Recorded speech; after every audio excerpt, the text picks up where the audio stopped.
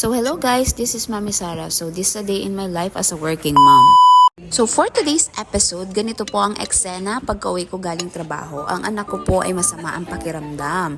So ayaw niyang kumain, ang kinain lang po niya talaga is dugaw. So pinagmamasdan po namin kung anong magiging sitwasyon niya, buong magdamag, kung tataas pa ang lagnat niya, kung susuka pa siya. And after po noon talagang sumuka pa siya at hindi maayos ang kanyang pakiramdam. So nag-decide kami, pagka umaga pag hindi pa rin talaga okay, is i-confine na namin siya. So itong umagang pong ito, nagre-ready na ako papasok ng trabaho, ngunit hindi carry dahil ang anak ko po ay talagang sumuka pa rin at mataas ang lagnat. So nag-decide kami na i-confine siya or dalahin na sa hospital para malaman po namin kung ano yung sitwasyon niya. So dito na po kami sa Leon Hernandez and na-admit na din po yung anak ko. So sa mga ganitong sitwasyon po, para po sa ating mga mami na katulad ko, is alagaan po natin maigi yung mga anak natin.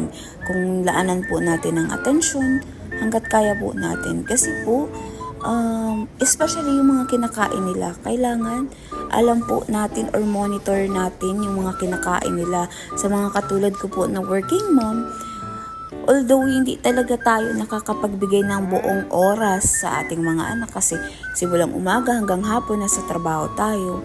At the same time, kailangan monitor po natin yung pagkain o yung kinakain nila. Mahirap pero kailangan po nating laanan ng oras at ng atensyon yung mga ganung bagay.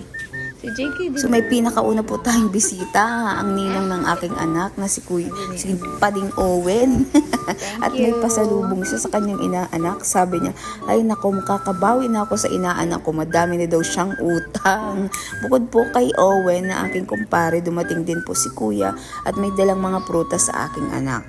So dito sa kwarto may mga kasama po kami, pero pag bandang gabi po kami na lang ang natira at evicted na sa bahay na Leon Hernandez yung mga kasama namin sa kwarto. So, ginawan tambayan ng aking kaibigan ng hospital dahil sabi niya, ang lamig at ang sarap ng AC dito. Hindi katulad sa labas. Paglabas mo, sobrang init. Kaya nagtambay talaga siya dito hanggang hapon. So, itong gabi na po na to, kami na lang ang nandito. Kaming dalawa na lang ni Sky. Yung mga boarders po, evicted na, graduation na nila. Natanggalan na sila ng swero at nakauwi na sa kanilang mga bahay. Sana kami din sa mga susunod na araw ay makalabas na din. Kasi ang hirap magstay dito sa loob ng hospital. So after po nito, nagdating na rin naman po yung aking asawa, yung aking partner in life, si Daddy. At tulog na po ang aming anak na si Sky. So dito na po ay natulog si Daddy at dito na po ay nagpaumaga. At nagbantay-bantay din po siya. Ang hirap kasi pagka kami lang nakakatakot dito. Kahit may mga ilaw tapos kayo lang ang tao dito sa loob, nakakatakot pa rin. So ingatan po natin ang ating mga kalusugan, ang mga kalusugan ng ating anak. Health is wealth. See you on my next video. Paalam!